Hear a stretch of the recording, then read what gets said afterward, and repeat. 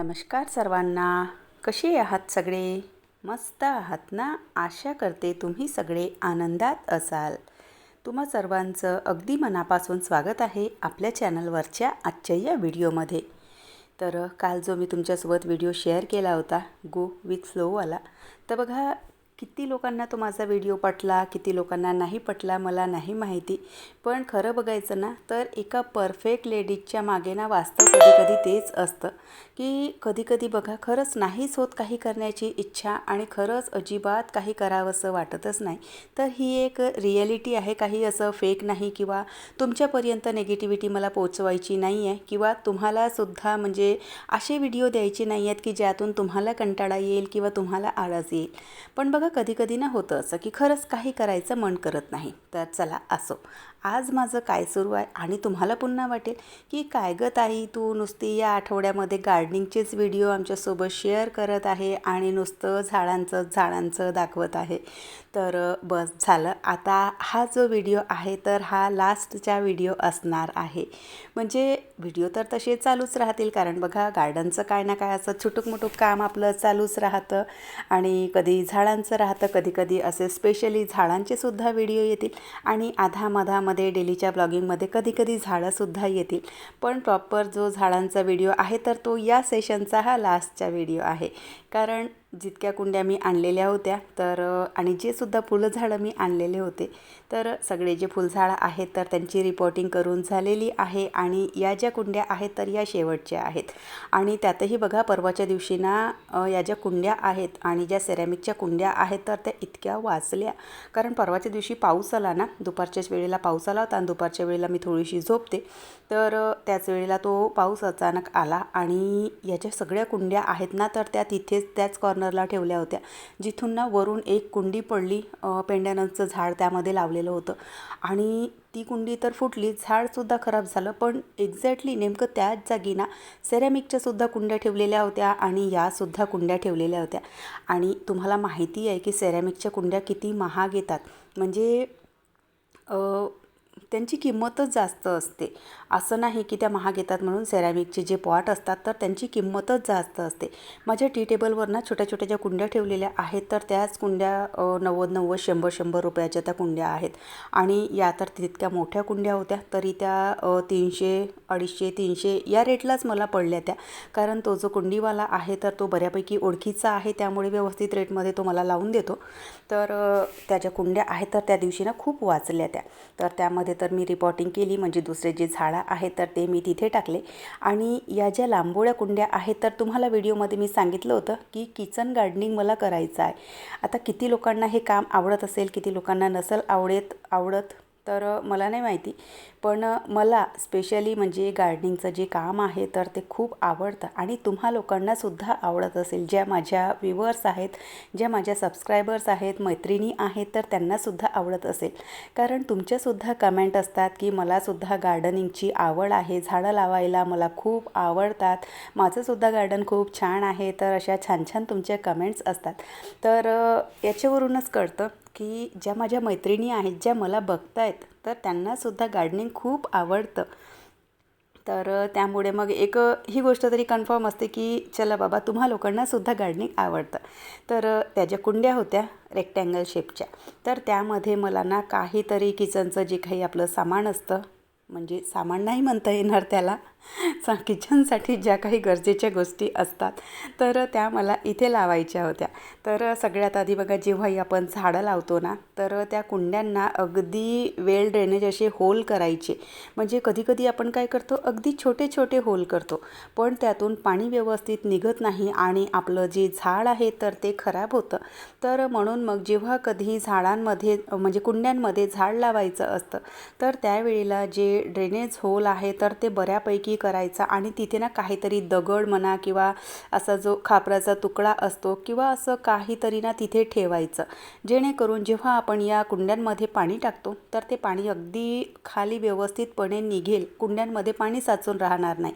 कारण बघा जेव्हा आपण कुंड्यांमध्ये पाणी टाकतो आणि ते पाणी कुंड्यांमध्ये साचून राहतं ना त्यावेळेला आपला जो झाड आहे तर तो खराब होतो आणि त्याची ग्रोथ व्यवस्थित होत नाही आणि झाड हेल्दी राहत नाही.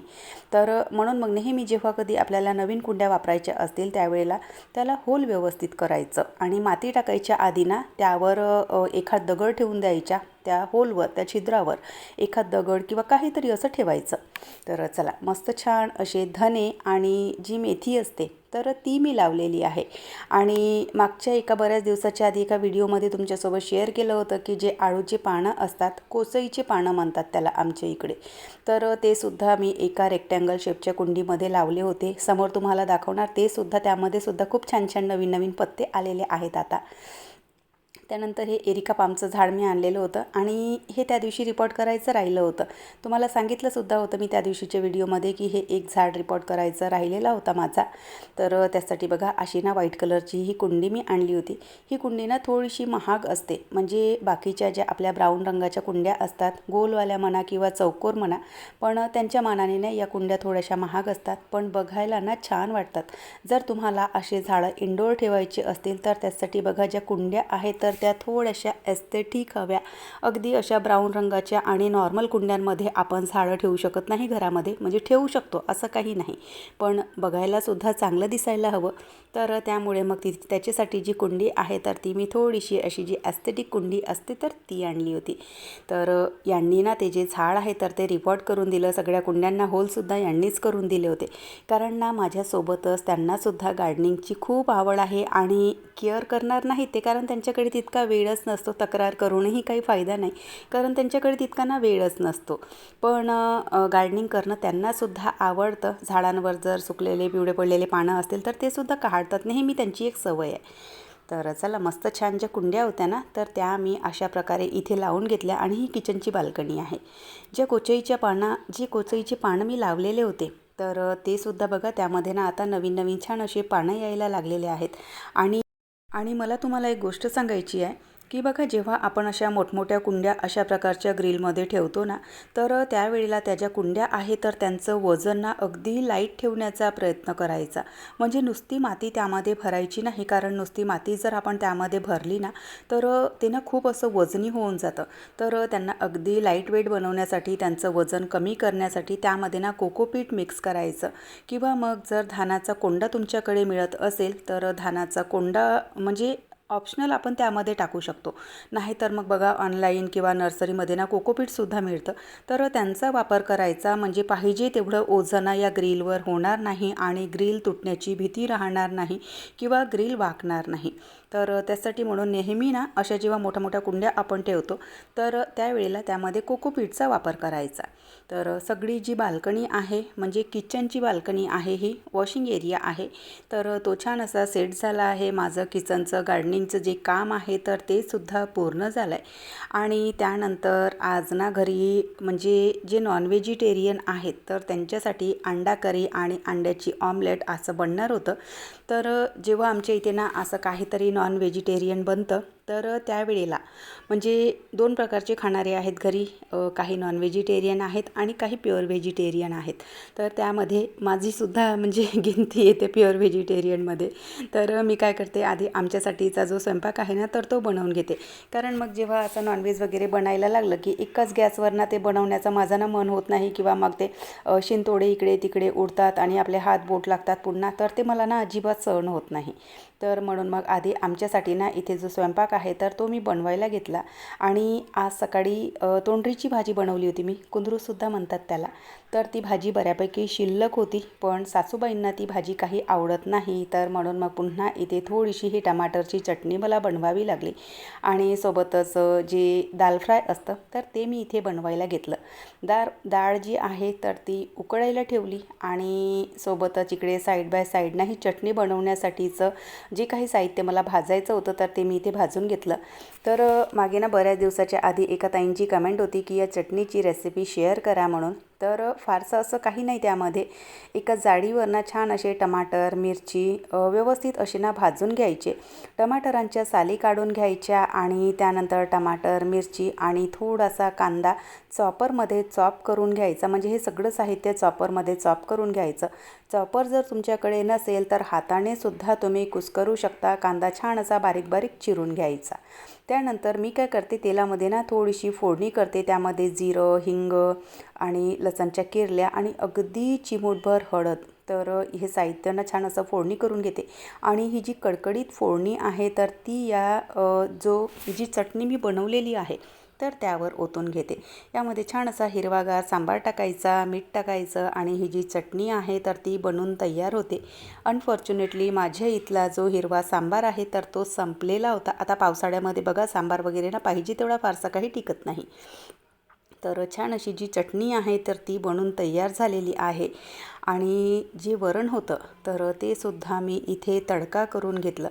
तर त्यानंतर मग जेही बनणार आहे म्हणजे अंडा करी आणि ऑमलेट तर ते यांनी बनवायला सुरुवात केली. या गोष्टी मी खातसुद्धा नाही आणि बनवतसुद्धा नाही. तर चला यांनी जेही म्हणजे हे साहित्य आहे तर ते बनवायला सुरुवात केलेली आहे. जी अंडा करी आहे तर ती अशा प्रकारे बनवून तयार झालेली आहे. किट्टू, सानू आणि तिचे पप्पा तिघंही बापलेकं जे नॉन व्हेजिटेरियन जेवण आहे तर ते जेवतात.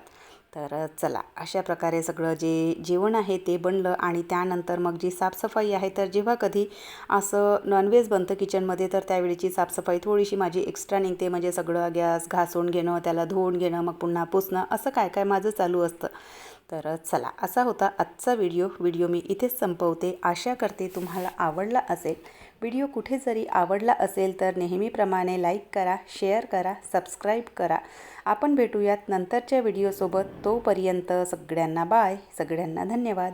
हर हर महादेव. आणि हो, व्हिडिओ कसे वाटतात तर ते सुद्धा नक्की कमेंट करून सांगत चला. बाय.